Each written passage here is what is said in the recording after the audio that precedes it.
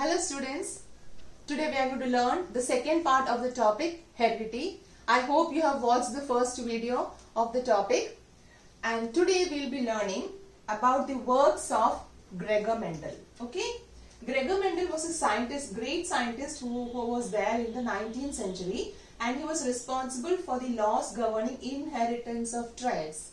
Traits means characteristics. Inheritance of traits mean the characteristics are passed from one generation to another. So Gregor Mendel did a lot of experiments on garden pea, and he formulated the three laws, that is the law of dominance, law of segregation and law of independent assortment. Okay. So a brief history of Gregor Mendel. He was an Austrian monk. He was a very bright student in his childhood, but he was born in a poor family, but because of his brightness he was allowed to go to the St. Augustine monastery. Okay, and then there in the monastery only he did all the experiments on garden pea. He also was sent to University of Vienna for higher studies, and based on his experiment he presented all his work in the National History Society of Bern in 1965. You know, Gregor Mendel was an excellent mathematician and a biologist, and he did his entire work in the garden pea. Okay, and after he presented his work, unfortunately his work was not accepted or recognized by other scientists because Darwin was at the peak of that time. Darwinism was at the peak, and nobody could understand the work of Gregor Mendel because he was very much ahead of his time. His main principle was that the traits are controlled by two factors. That time we did not know anything about the genes, so the scientists could not understand what he was talking about, and that was one of the reasons. Second reason was the scientists were bewildered by the work of Darwin. Unfortunately, his work was not recognized, and he actually was depressed.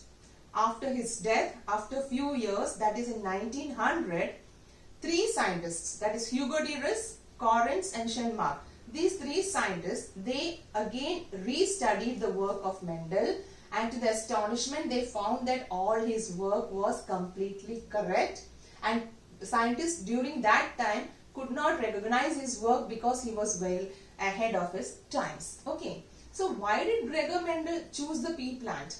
There were one of the reasons for his success in experiment is he had selected this pea plant. Now why did he select the pea plant, you know?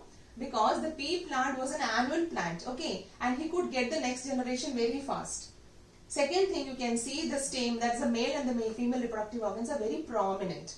So cross pollination or self pollination, everything was very easily done in this pea plant. Okay, then it was a plant which is reproducing sexually, and so he could get a lot of varieties in the next generations. So that was one of the reasons. And emasculation and pollination was very easy. Emasculation, you know, we have learned in lower classes, that is a removal of anthers from the flower to prevent self-pollination. I'll make it very clear to you. So these are the steps followed by Gregor Mendel. In the pea plant, you know children, there are two types of flowers. Some of the plants had purple flowers and some of the plants had white flowers. Just like we have different traits in human beings, we have seen tall, dwarf, etc. In pea plants also, some of them, you know, the traits could be different. Okay, so the color of the flower, if you take it as a characteristic or the trait, there are two versions. That is, some of the pea plants had purple colored flowers and some of them had white colored. So when he wanted to cross between them, so first what he had to do is he had to remove the anthers of this purple plant, that is called emasculation, so that self-pollination is prevented. So after removing the anthers, he used to take the stamens from this white flower and transfer it here. As a result, after pollination, that is, he is doing it artificially and he is getting the result. And this is the F1 generation or the first phylum generation, which is called. It is called as the first generation. And the things which the product which he gets from this, if he is again going to plant it again, then he will get the second generation, which is called as the F2 generation. So based on these steps, based on the experiments done on the pea plants, he had formulated the three laws. Okay, so he actually studied 7 characteristics in the pea plant. So this was one of the reasons why he selected pea plant, because there were so many contrasting characteristics.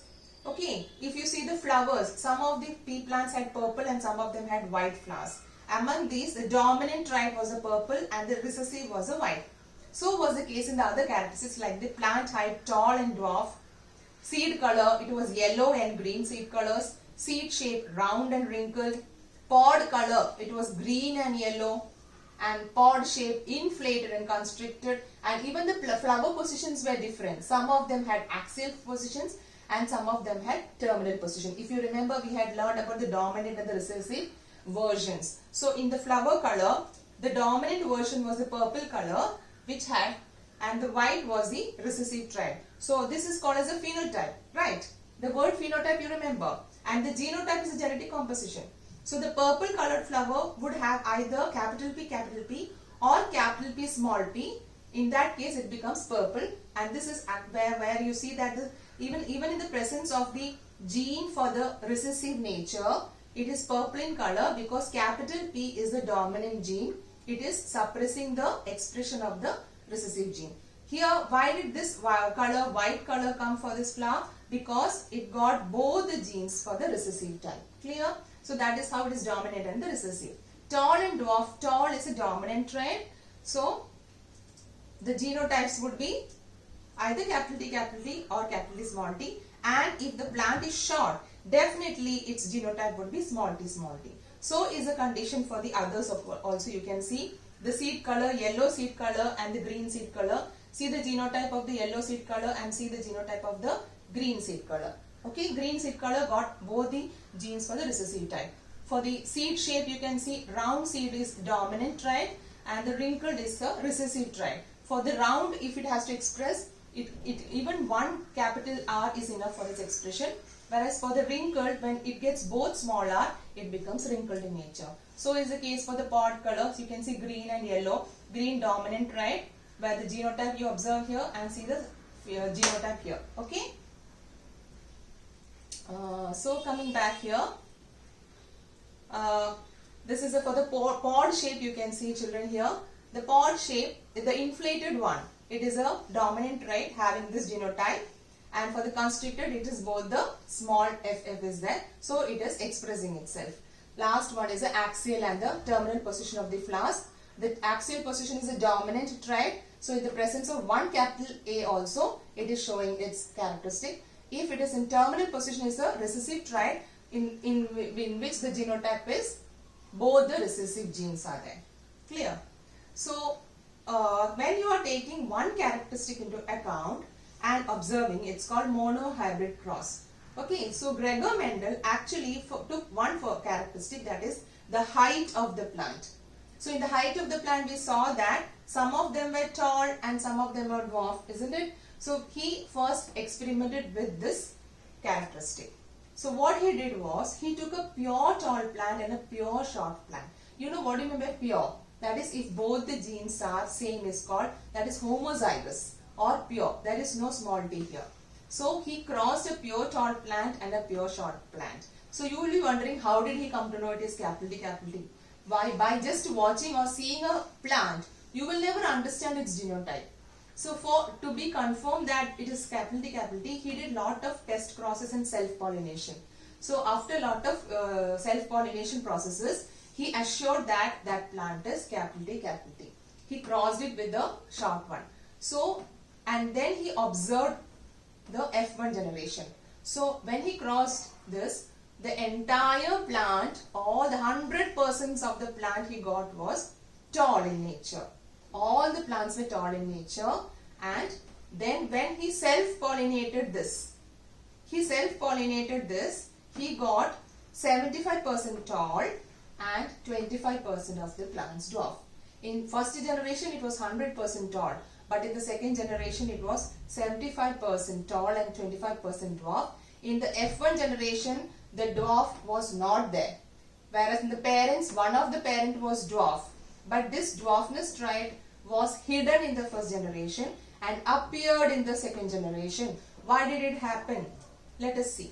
Okay, so this is what you will have to learn in the exam point of view, children. phenotype height. If they are asking you to write the monohybrid cross or the law of dominance proposed by Gregor Mendel, this is how you will have to write. So first of all, parents. So the parents, where we know it was, he took a tall plant and crossed it with a dwarf plant. You can see this sign, this represents the male and this represents the female. Okay, and you know it's a sexually reproducing plant. Okay, so the tall plant, he took, I told you he took the pure tall plant, that is homozygous. Okay, and crossed it with the, so this is the phenotype and this is the genotype. Now in sexual reproduction, gametes are produced. So in the male, you can see when the gametes are produced, all the gametes will get capital T. During gamete formation, if you remember, we had learned, during gamete formation, the homozygous condition or the homologous condition of this chromosomes will separate and they will enter into different gametes. So why the gametes will get only half? So that they will maintain the chromosome number. Similarly, here in the dwarf plant also, all the gametes are getting small t. Okay. Now, fertilization. So when the fertilization took place in the F1 generation, this was a genotype. You saw? Okay. And the entire plants were 100% of the plants were tall. It was hybrid tall. You see in the parent it was pure tall, but why this is called hybrid tall? Because one small t is accommodated here. This is in the F1 generation. Okay. Now what he did, the second thing he did was, you can see the genotype as capital T small t. Second thing what he did was, he did self-pollination of these plants. So again follow the steps here. The parents, tall plant into the tall plant. That is, he is doing self-pollination in the same flower. But the stamen, the pollens of the stamen will be dusted on the pistil of the same plant. That is called self-pollination. That is why it's also called selfing of F1. He doesn't allow the pollen grains of any other plant to fall on this. So what happened here when self-pollination is done? You know the genotype of both will be the same because it is the same plant.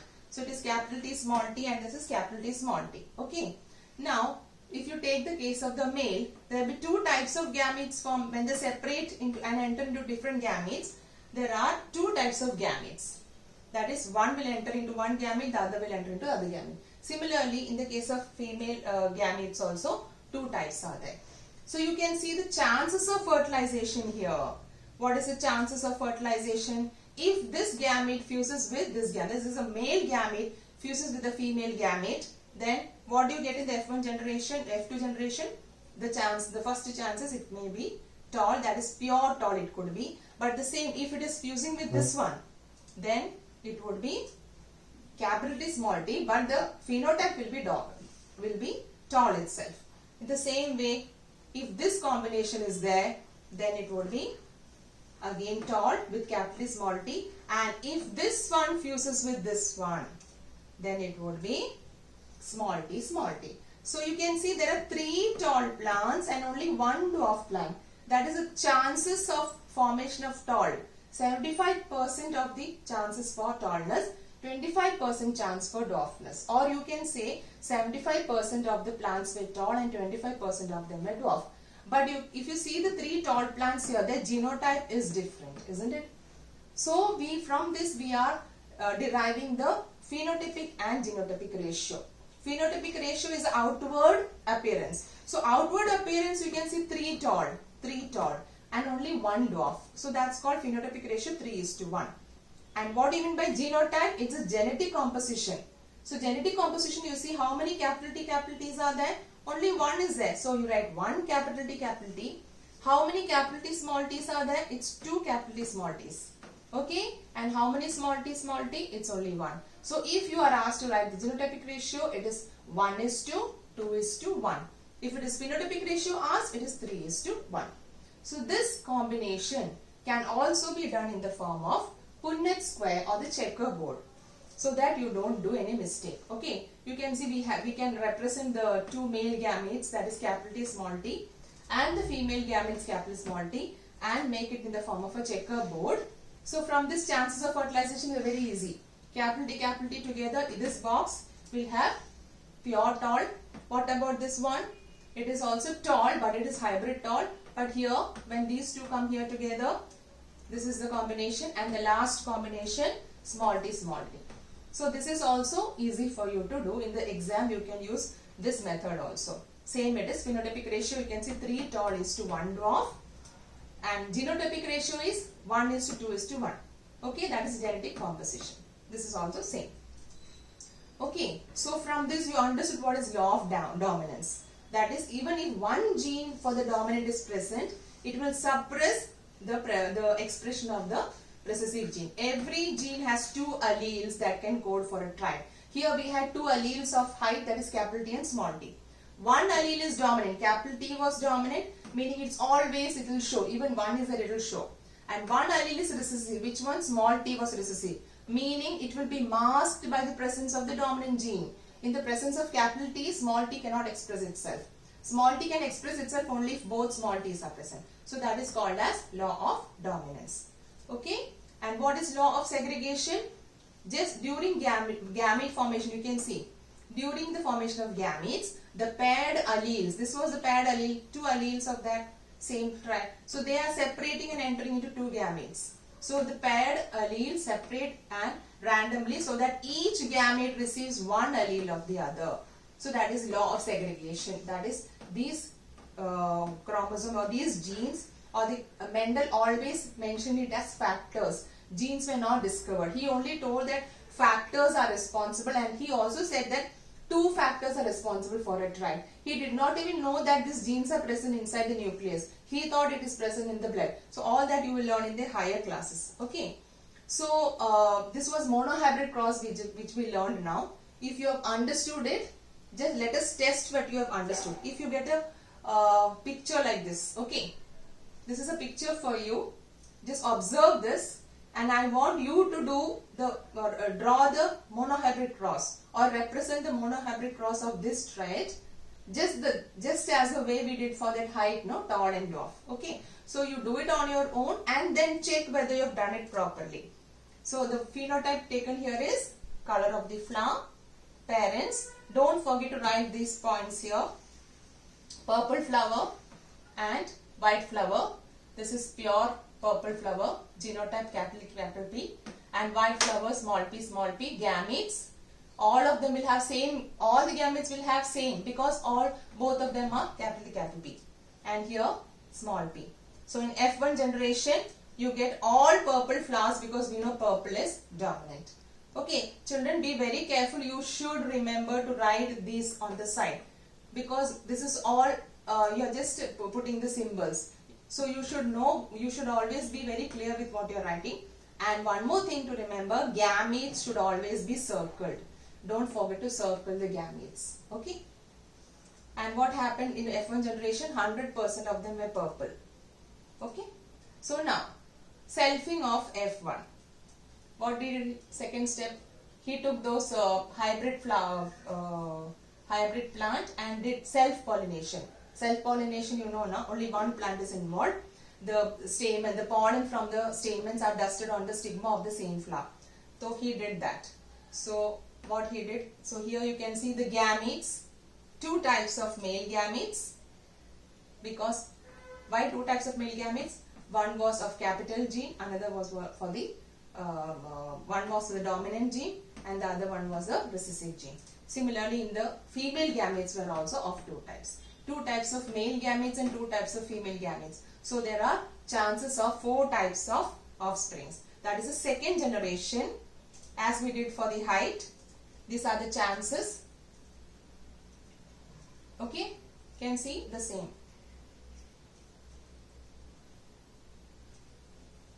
Okay, so genetics has moved far ahead than the proto-idea that had been laid down by Mendel.